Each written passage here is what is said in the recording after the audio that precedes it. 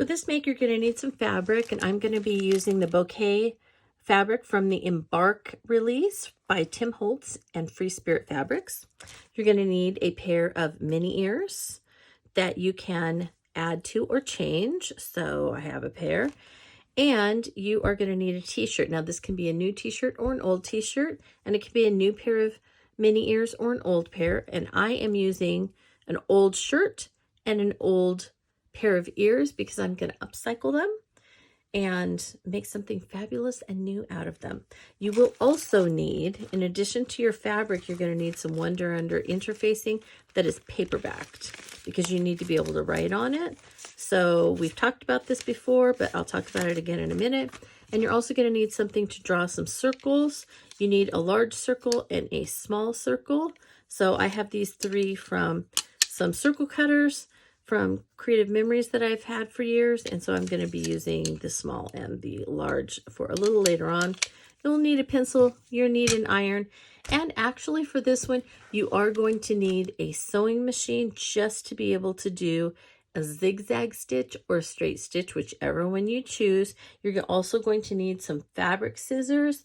These can be pinking shears or they can be straight scissors, whichever one you would like, totally up to you. All right, so let's get started making some fabulous new mini ears and a t-shirt. All right, friends, so let's take a minute to talk about some of the supplies that I have here very quickly. So as far as upcycling goes, since I am upcycling, you do not have to. You can buy brand new stuff. But I had these on hand and I decided, you know, I don't want them to go to waste and just get tossed, so I'm going to use them. So the t-shirt has already been washed. If you're getting a new one, you need to wash and dry it so that any of the shrinking has taken place. This one has been washed and dried millions of times, so it is fine and ready to go. It is clean. I did just wash and dry it though, so we're ready. Now, as far as the mini ears go, these are almost 20 years old. These are my first pair of mini ears I ever bought. So they're a little bit sentimental. I haven't been able to get rid of them, even though I have a huge, out of control collection of mini ears. I'm going to admit that right now. I still could not get rid of these because they were my first pair. So this was back before Disney was doing all the ears that they're doing now, and they really only had a few very small choices to make for mini ears, and so I wore these a lot.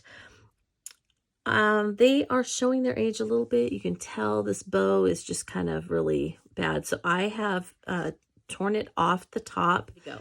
We need to add a new bow. And that's now for this, I think that because it's kind of specifically looking to me like Alice in Wonderland, and I'm definitely going to always wear this bow with this outfit, I'm going to make it so that I can remove it and put it on. But I want to show you some things that I've done to other ears. Well, I oftentimes change my ears for season or something like that. So you can see that I have flowers on this pair of ears for the Flower and Garden Festival when we were there celebrating that. Even though it's at Epcot Park, I wore things that were all flowery for spring for that year. And then this set of ears, it's the same one, but I changed it and just put some Christmas greenery with it that I could then remove later on as well. So I'm going to kind of do the same thing here. I'm going to make a fun bow that I can put on, and then I can remove it when I want to maybe put something else on these ears, since I'm having a hard time getting rid of them. For the shirt, this is going to be permanent.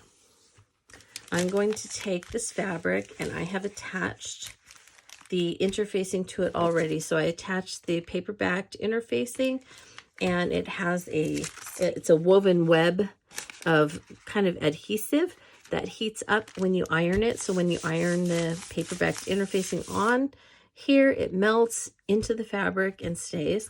And then you can either leave this on to die cut or whatever you're going to do, and then you peel it off when you're ready to attach it to scrapbook pages, journals, t-shirts, whatever it is that you are attaching it to. All right, so this is what it looks like with the webbing attached to the back of the canvas. It also keeps it from fraying. So if you wanted to die cut but not have too much of the frayed edge, this also helps with that.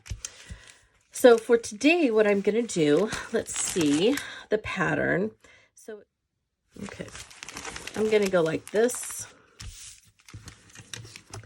because I want some of the pink, but I also want some of that blue to go with Alice in Wonderland. So I'm going to stick this here, and let's hope that I can get my ears to have some pink and some blue.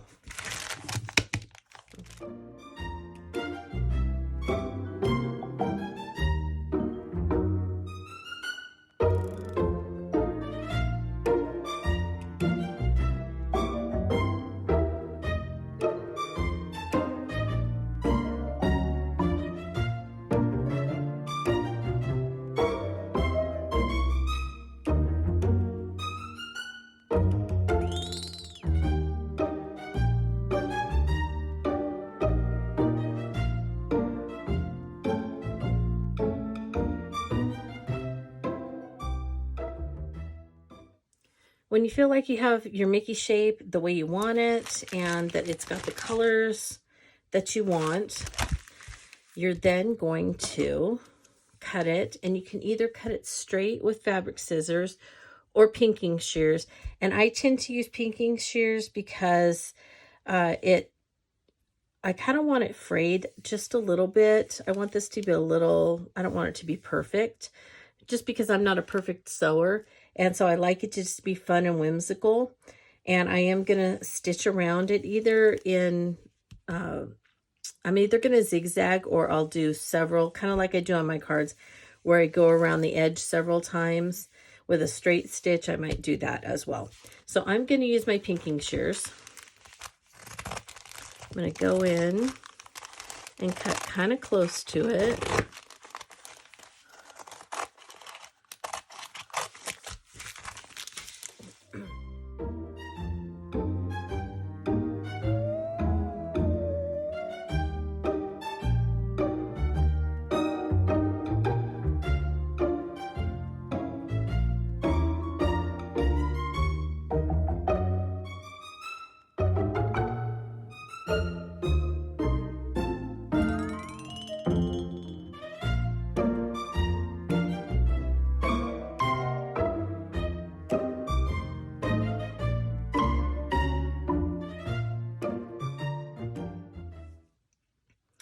Then when you're ready, you want to spread your shirt out, and you want to get the Mickey head as close to the center as possible.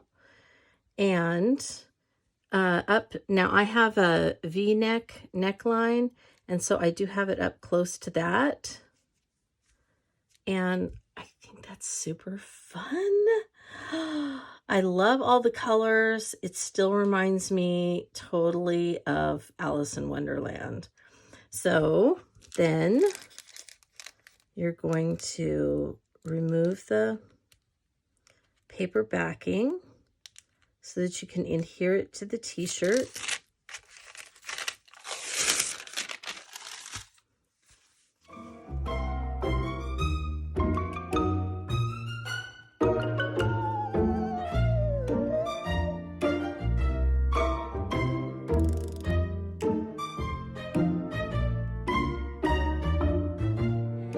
You have to have the steam off. You have to have it on cotton setting. And then I just usually start off by holding it in place and giving that a chance to melt. And then I'll hold it over in another place and give it a chance to melt through so that it fuses to the t-shirt. Same thing.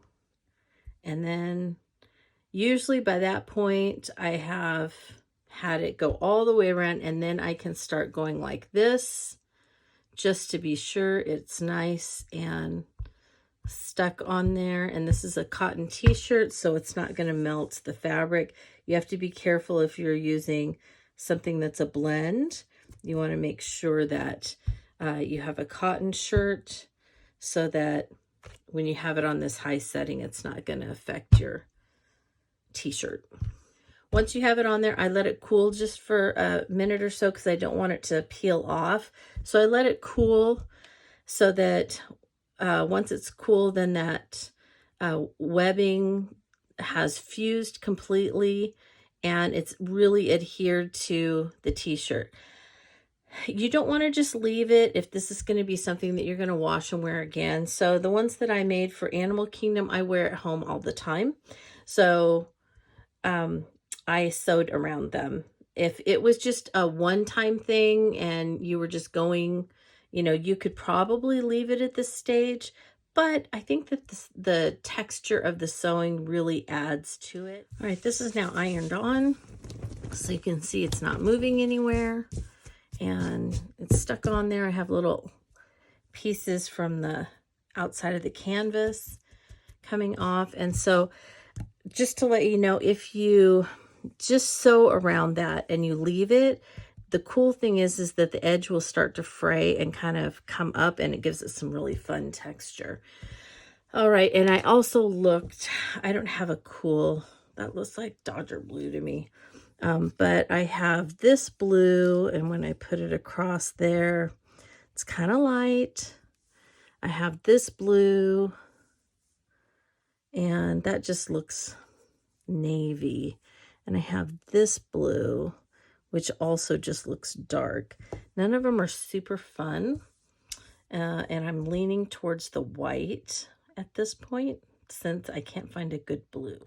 I'm all set up to sew, and I have it on the arm so that it is only sewing through the front, and the back of the t-shirt is underneath the arm, so it's not going to sew through anything except the fabric and the front of the shirt, just to secure it onto the shirt, because once I sew around it, and I sew fairly close to the edge, once it goes through the washer and dryer, this edge that's not sewn down will peel up. The rest of it will stay on the t-shirt, but just the little edge part usually kind of peels up. So I'm going to do a straight stitch. I'm all set up to do this. I'm not going to make you watch me, but just a reminder, if you are going to wear this and wash it, you do need to stitch it onto your fabric. And I am not going, or onto your shirt, I am not going to do a zigzag stitch. I'm doing straight because I have the pinking shears, and that's enough angles for me. So I think just the several rows of single stitching will be enough. I will see you as soon as I'm done with this part. Well, here's the shirt. I did the sewing on it. So you can see, and I just went a little crazy. So if you do that, you know, because we're all mad here, you won't have to worry about if you stitched it perfectly straight. So if you go over it a couple of times, then it's just kind of crazy. It adds a little texture, a little fun, little interest. And there you have a shirt to match your new ears, which I am going to make the bow for the new ears now. For the bow, it's going to be very simple. I'm not going to do anything other than a bow on these ears, but I wanted a nice big bow. So this one's fairly small, and I wanted it bigger than that one. So this one's actually going to be, you know, something like this. So you can see it's quite a bit bigger than this one. To make it, I cut a piece of 6 by 7 inches, and so it's 7 inches long. And then so I kind of gave myself some room for you know, half inch stitches here. And then it's folded on this side, so I don't need to sew this side, but I'm going to sew it here and then leave a gap because I need to turn it inside out. So you always sew with the nice pieces facing each other, and then we'll turn it inside out. This is going to be the center of the bow that kind of crinkles it all up. All right, so like it's folded like that. It's also what's going to attach it to the ears. And so I have a 2-inch wide piece. I'm going to fold it like this. I'm going to do a quick stitch up one end. And it's, of course, like this. So I'm going to stitch one end closed, and then down this way, and I'll do a very small seam. And then I'm going to turn this inside out and use it across the center here. I have my sewing done, and now I need to turn these inside out. So I haven't done this in a long time. Let me trim this. I trimmed the corners a little bit. I didn't get too close, but I did trim the corners a little bit. So let's see if I can get this started so that I can turn it inside out. So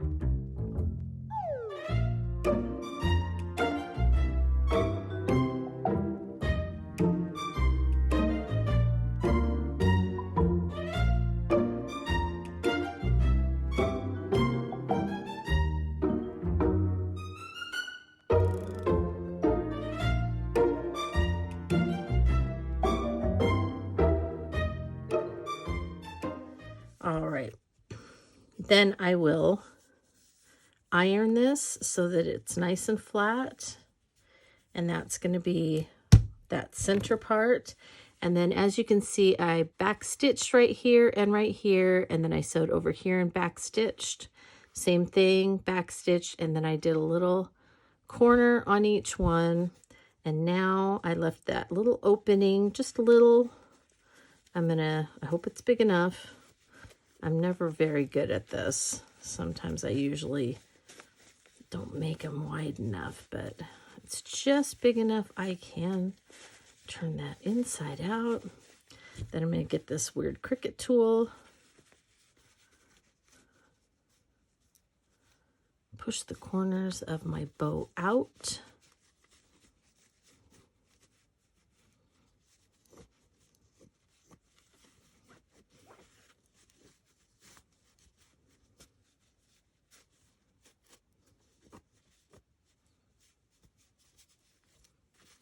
Okay, then I can fold that under.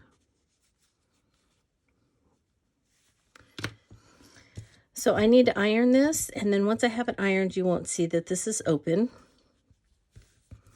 It'll just look like that. And then I will pleat this and attach it to my ears, probably with just maybe a dot of hot glue or something like that. Or I may not attach them right to the ears. Maybe I'll just hot glue them a little bit so that they're gathered like that. And then I can pop them on the ears without glue and just use the band to attach them, which I will probably use just a little dot of glue to attach them and then trim off the excess. And that's what it will look like. Super cute, super easy, super fast. And now you know why you can make ears that you upcycle for different seasons and things like that. And it's actually really fast, and that's also probably why I put it into the last minute right before I go on a trip. Well, makers, here's the finished product. I really love how it turned out. T-shirt, super fun, bright, perfect for a ride on Disneyland's Alice in Wonderland. The stitching's a little crazy, but it holds it in place, and it can be washed and dried, and then a quick iron just to make sure it's nice and flat, and you are good to go. The ears, I did add a little touch of something after the last segment. I decided I wanted the bow to match the shirt a little bit more, so I did some crazy stitching around the outside of the bow part and also the center strip that's holding it in place. And that's actually the only thing holding it in. I glued it to the inside of the band, and then I glued this to the band that's attached here, and that's really all that's holding this in place. I could pull it completely out if I wanted, but it doesn't really need much more. It's fine, and it will allow me to be able to grab this and kind of peel it off, and then I can put another bow on anytime that I want for another season, another ride, whatever it is that I'm doing. For those of you that are not Disney fans, and I know there are a lot of you out there, never fear, you do not have to do Mickey, and you don't have to do Minnie ears. I have seen on Etsy some of the cutest headbands that are covered with fabric, and then they just tie them. They sew a little thing and tie it in a just a little knot, a bow. It's not a big bow like this, so that it's just kind of on the side of your head. Adds just really cute little detail for a fun day out. And this could be anything from balloons to leaves to pumpkins to flowers to, you know, a cat, just whatever shape that, you know, you might want to celebrate, or that, you know, might go with whatever you're doing for the day. And so you can upcycle a t-shirt that you have or go get another one. And you can have just a fun little outfit that you might wear for a party or a special outing or something that you are celebrating. So I hope that you enjoyed this upcycle video. Although Disney themed, don't let that, you know, stop you.